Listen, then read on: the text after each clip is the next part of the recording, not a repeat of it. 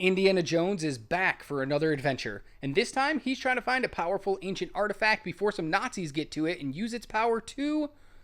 Wait, I feel like we've seen this one before. This is Does It Hold Up, and I'm Adam.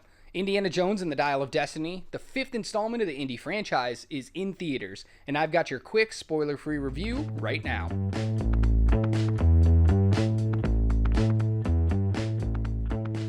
Indiana Jones is now an old man, about to retire to a quiet life when his goddaughter Helena shows up after years of not seeing each other to get his half of the Archimedes dial. She isn't the only one after it though, as Dr. Voller also wants that half so he can unlock the great power that the dial holds.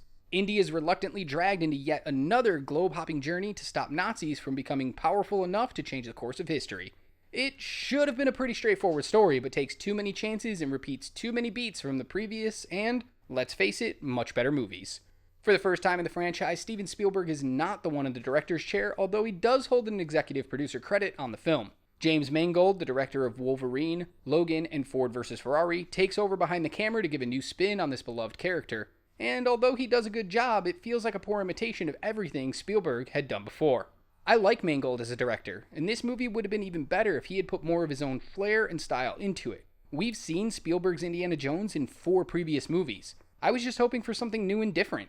The story feels oddly familiar to a lot of what came before in this franchise. Brothers Jez Butterworth and John Henry Butterworth take over main writing duties. Some of their previous writing credits include Ford v Ferrari and Edge of Tomorrow, so I don't think their writing is the problem, since both those movies were very well written with some excellent dialogue, which is definitely lacking in Dial of Destiny.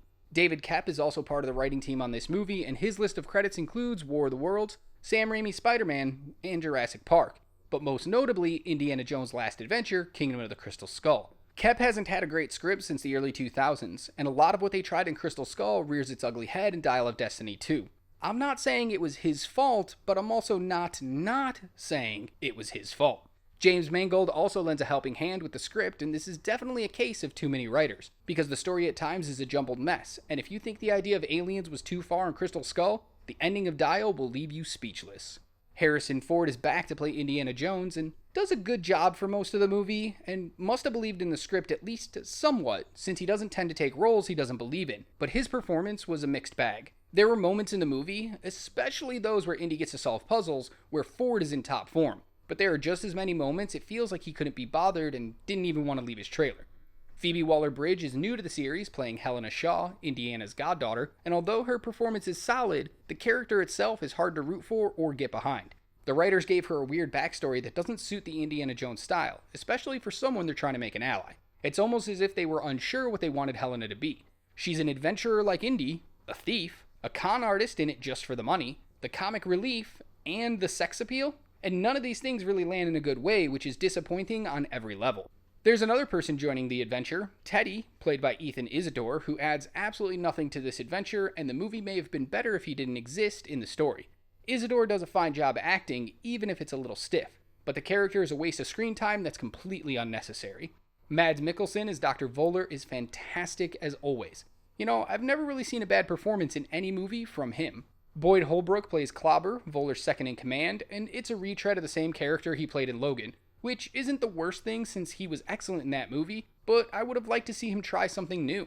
Antonio Banderas also joins the movie as Ronaldo, but isn't given much to do, so I'm not sure why such a big name actor was cast in this role.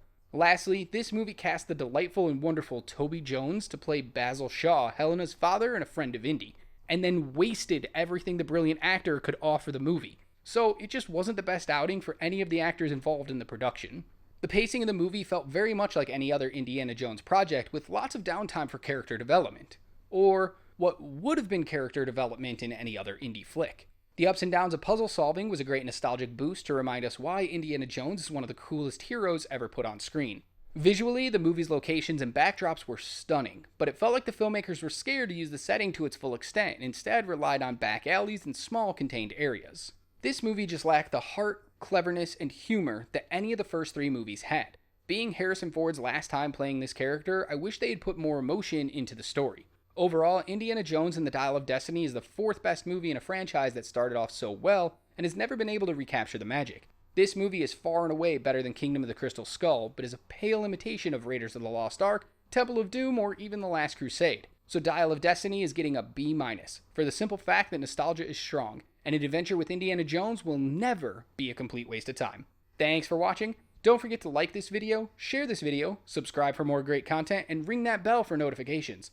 Let us know in the comments below what you thought of Dial of Destiny if you've already seen it, or are you planning on seeing it? If you want to hear more from us, click the video on your screen now or check out our podcast, Does It Hold Up?, where we discuss classic films to see if they hold up to today's standards. Available everywhere you listen to podcasts. Until next time, remember, be good to yourself, be kind to others, and keep watching movies.